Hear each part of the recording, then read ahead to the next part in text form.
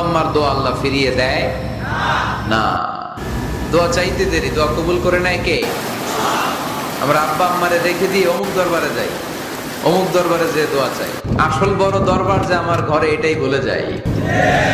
আমার আব্বার যে বড় কোনো পীর সাহেব আমার জন্য হতে পারে, আমার মায়ের যে বড় দোয়াকারী আমার জন্য পৃথিবীতে থাকতে পারে।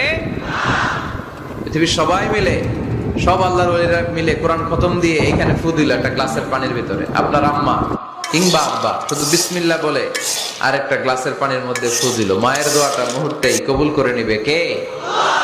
এজন্য আব্বা আম্মা থেকে দোয়া নেওয়ার দরকার আছে না নাই?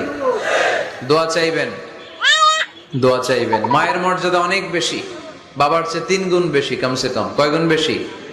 মা মা মা, তারপর বাবা। 3 বার মা। কয়বার মা? একবার